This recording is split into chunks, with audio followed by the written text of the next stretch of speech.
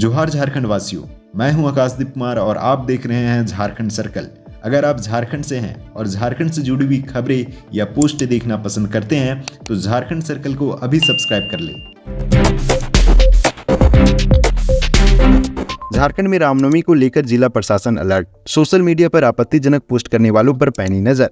रामनवमी के मौके पर सोशल मीडिया पर किसी भी तरह की अफवाह फैलाने वाले सीधे जेल जाएंगे। इसे लेकर झारखंड पुलिस की ओर से गाइडलाइन जारी की गई है। झारखंड पुलिस के प्रवक्ता सह आईजी ऑपरेशन अमोल विनुकांत होमकर ने बताया कि रामनवमी त्यौहार को देखते हुए सबसे ज्यादा फोकस सोशल मीडिया पर रहेगा। इसके लिए सभी जिलों में सोशल मीडिया मॉनिटरिंग सेल का गठन किया गया है। मॉनिटरिंग सेल बिल्कुल हाईटेक है। राज्य के विभिन्न जिलों से आने वाली सूचनाएं मुख्यालय स्थित नियंत्रण कक्ष में एकत्र की जाएंगी।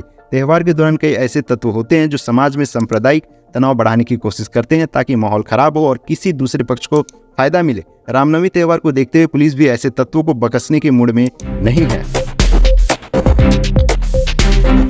आरपीएफ के 4600 से ज्यादा पदों पर भर्ती के लिए नोटिस जारी। रेलवे भर्ती बोर्ड यानी आरआरबी ने रविवार को रेलवे सुरक्षा बल यानी आरपीएफ और रेलवे सुरक्षा विशेष बल यानी आरपीएसएफ में उप निरीक्षक और कांस्टेबल के पदों पर भर्ती के लिए अधिसूचना जारी की है। आवेदन की प्रक्रिया जल्दी शुरू होने वाली है। भर्ती शुरू होने पर इच्छुक उम्मीदवार आधिकारिक वेबसाइट indianrailways.gov.in पर जाकर आवेदन कर सकेंगे। भाजपा का घोषणा पत्र। बुजुर्गों को 5 लाख रुपए तक मुफ्त इलाज, गरीबों को 3 करोड़ घर।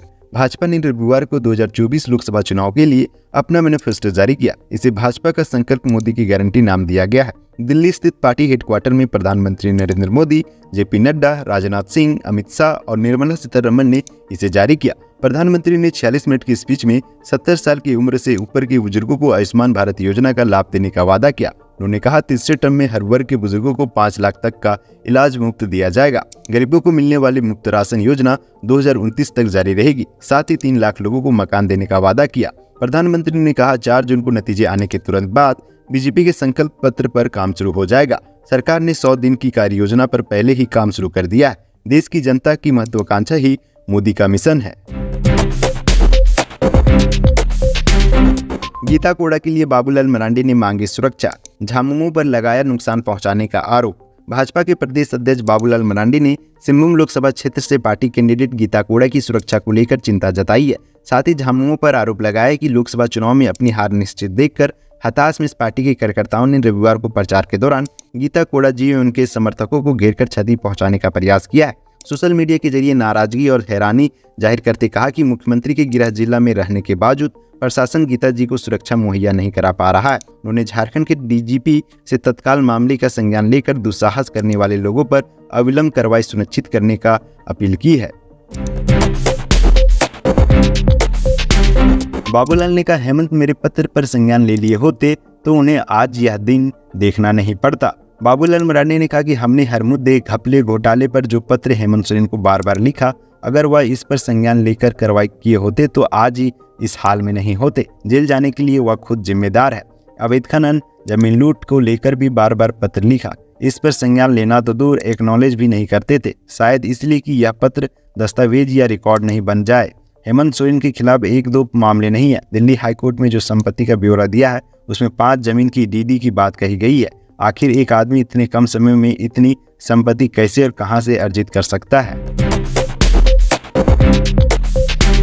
इधर दुर्घटनाग्रस्त ट्रक चालक की जान निकलती रही, उधर वाहन पर लदे अनाज लूटते रहे लोग। कोडरमा में मानवता को शर्मसार कर देने वाली एक घटना फिर से सामने आई है।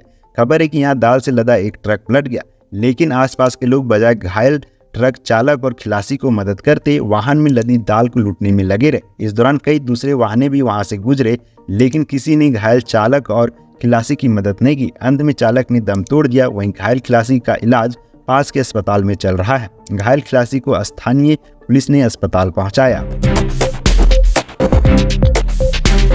निशिकांत दुबे ने कहा हिंदू धर्म में जन्म गुनाह, गौ माता को बचाने की सजा।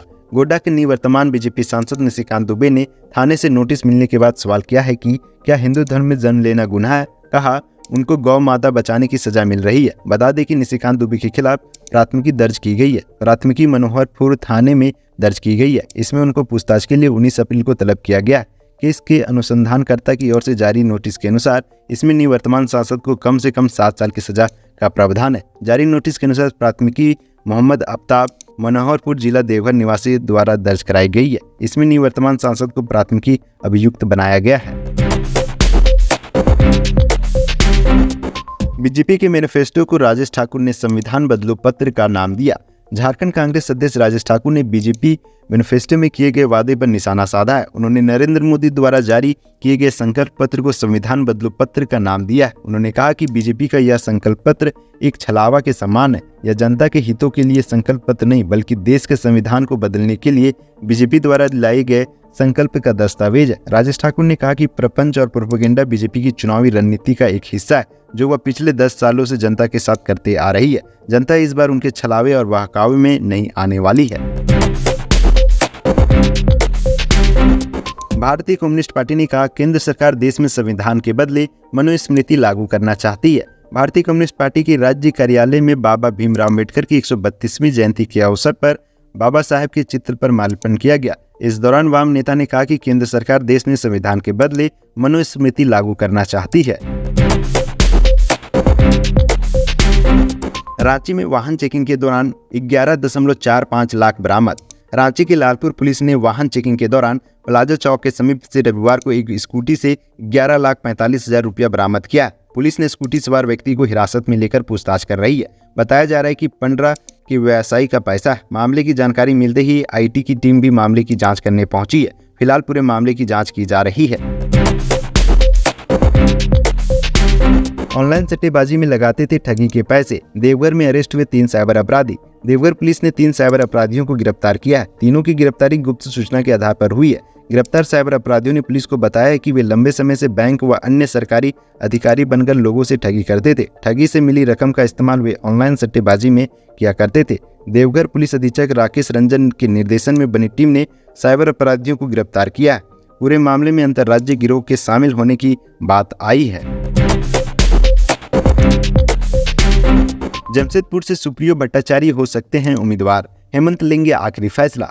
सुप्रियो भट्टाचार्य जमशेदपुर संसदीय सीट से इंडिया गठबंधन की तरफ से झामुमो की टिकट पर प्रत्याशी हो सकते हैं।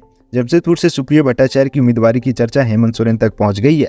हेमंत सोरेन ही इस विषय पर आखिरी फैसला लेंगे। कहा जा रहा है कि पार्टी में महासचिव और केंद्रीय प्रवक्ता के तौर पर योगदान दे रहे सुप्रियो भट्टाचार्य भी चुनाव लड़ने के इच्छुक है।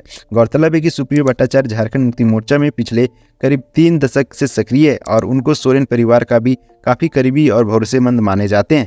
कहा जा रहा है कि सुप्रियो भट्टाचार्य जमशेदपुर से प्रत्याशी के तौर पर मुख्यमंत्री चंपई सोरेन की पहली पसंद है। झारखंड में 4 लोकसभा सीटों के लिए 18 से शुरू होगा नामांकन। उम्मीदवारों का जनसंपर्क तेज। राज्य में इस बार लोकसभा की 14 सीटों के लिए चुनाव 4 चरणों में होंगे। पहले चरण में 4, जिसमें सिंहभूम, खुंटी, लोहरदगा और पलामू सीटों के लिए नामांकन की प्रक्रिया 18 अप्रैल से शुरू होगी और 13 मई को वोट डाले जाएंगे। राज्य के 14 लोकसभा सीटों में एनडीए, ईडी गठबंधन और अन्य दल अब तक 34 प्रत्याशियों की घोषणा कर चुके हैं। घोषित प्रत्याशी गर्मी की तपिश में पसीना बहा रहे हैं। लगातार प्रत्याशियों ने प्रचार अभियान भी शुरू कर दिया है। झारखंड में पहले चरण में 13 मई को सिंहभूम, खुंटी, लोहरदगा और पलामू लोकसभा सीट के लिए चुनाव होंगे। इसके लिए 18 अप्रैल को अधिसूचना जारी होगी और उसी तारीख से नामांकन शुरू हो जाएगा। नामांकन दाखिल करने की अंतिम तिथि 25 अप्रैल। नामांकन पत्रों की जांच की तिथि 26 अप्रैल। नामांकन पत्र वापस लेने की अंतिम तिथि 29 अप्रैल और मतदान की तारीख 13 मई है।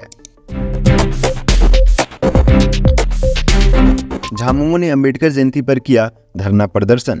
बाबा साहेब डॉक्टर भीमराव अंबेडकर की जयंती पर संविधान बचाओ देश बचाओ 1 दिवसीय धरना कार्यक्रम का रविवार को आयोजन किया गया। यह कार्यक्रम झामुमो ने रांची के मोराबादी स्थित बापू वाटिका के सामने आयोजित किया। केंद्र सरकार और भाजपा की संविधान विरोधी नीतियों के खिलाफ यह धरना आयोजित हुआ। मौके पर मुख्य रूप से झामुमो के केंद्रीय महासचिव सह प्रवक्ता सुप्रियो भट्टाचार्य ने कहा कि बाबा साहेब डॉक्टर भीमराव अंबेडकर को हम लोग याद करते हैं क्योंकि भारत का जो अपना संविधान है, नियम है, कानून है और उसी के तहत लोकतंत्र है। गुमला पुलिस की बड़ी कार्रवाई। अंग्रेजी शराब तस्करी की बड़ी खेप बरामद। गुमला जिले के चैनपुर पुलिस ने रविवार को प्रखंड के बेंदोरा गांव में चेकिंग अभियान चलाकर एक सफेद रंग की सुमो बीटा वाहन से 13 पेटी अवैध अंग्रेजी शराब को जब्त किया। थाना प्रभारी अजय यादव ने बताया कि गुप्त सूचना मिली थी कि एक टाटा सुमो में अंग्रेजी शराब को लोड कर गुमला से डुंडी की ओर ले जाया जा रहा है। प्राप्त सूचना के आधार पर तत्काल कार्रवाई करते हुए बेंदोरा चौक के पास चेकिंग लगाया गया। चेकिंग के दौरान एक टाटा सुमो गाड़ी आता दिखा। पुलिस बल के द्वारा गाड़ी को हाथ देकर रुकवाने का प्रयास किया गया, लेकिन पुलिस बल को देखकर ड्राइवर तेजी से गाड़ी को भगाने लगा। लोकसभा को लेकर जुगवार मुख्यालय में ब्रीफिंग, भयमुक्त और निष्पक्ष चुनाव कराने का लक्ष्य। लोकसभा चुनाव 2024 को लेकर झारखंड जुगवार मुख्यालय में आईजी अभियान अमोल वेणुकांत होमकर ने जुगवार के सभी असल्ट ग्रुपों, पदाधिकारियों और बीडीएस के कर्मियों को आगामी चुनाव को लेकर ब्रीफिंग किया। इस दौरान मतदान को कैसे भयमुक्त, निष्पक्ष और बिना जान माल की क्षति के सुचारू रूप से कराया जाए, इसको लेकर दिशा निर्देश दिए। गीता कोड़ा पर हमला के खिलाफ बीजेपी प्रतिनिधिमंडल ने चुनाव आयोग को सौंपा ज्ञापन। बीजेपी प्रत्याशी गीता कोड़ा पर हमला को लेकर बीजेपी प्रतिनिधिमंडल ने चुनाव आयोग को ज्ञापन सौंपा है। इसमें दोषियों पर कार्रवाई की मांग की गई है। मिली खबर के मुताबिक बीजेपी प्रतिनिधिमंडल ने चुनाव आयोग को ज्ञापन के साथ घटना का वीडियो भी पेन ड्राइव में दिया है। बीजेपी को चुनाव आयोग की ओर से जांच का आश्वासन मिला है। वहीं प्रतिनिधिमंडल में विधि प्रकोष्ठ के प्रदेश संयोजक सुधीर श्रीवास्तव, प्रदेश कार्य समिति सदस्य रविनाथ किशोर और लक्ष्मी कुमारी मौजूद थे। चतरा में चुनाव प्रचार तेज। चतरा लोकसभा सीट पर चुनाव प्रचार तेज हो गया। भारतीय जनता पार्टी ने यहां से उम्मीदवार उतार दिया। वहीं गठबंधन ने अब तक इस सीट पर प्रत्याशी के नाम का ऐलान नहीं किया। हालांकि इस सीट पर राजद के सत्यानंद भोक्ता दावा ठोक रहे हैं। सत्यानंद भोक्ता ने भाजपा पर कटाक्ष करते हुए कहा कि पीएम मोदी और भारतीय जनता पार्टी का चुनावी मैनिफेस्टो जनता को गुमराह करने वाला है। बीजेपी और उसके नेता आम लोगों की मूलभूत सुविधाओं, बिजली, पानी, शिक्षा, चिकित्सा के साथ साथ गरीबों को क्या चाहिए इसकी बात नहीं कर रही है। सीधे smart city, green city, railway, हवाई जहाज व काला धन की बात कर रही है। यही कारण है कि भाजपा और केंद्र सरकार का कोई भी काम जमीन पर दिखाई नहीं देता है। वहीं कालीचरण खुद को चतरा की माटी बता रहे हैं। उन्होंने कहा, चतरा लोकसभा क्षेत्र के लोगों की स्थानीय प्रत्याशी की मांग पुरानी रही है, जिसे विश्व की सबसे बड़ी पार्टी बीजेपी ने मुझ जैसे छोटे कार्यकर्ताओं पर भरोसा जताकर आम जनमानस की मांग को पूरा कर दिया है। उन्होंने कहा कि मुझे भाजपा से प्रत्याशी बनाए जाने के बाद विपक्ष को चुनाव लड़ने के लिए आदमी नहीं मिल रहा है। उन्होंने कहा कि मैं चतरा का बेटा हूं, जीना यहाँ, मरना यहाँ, इसके सिवा जाना कहाँ।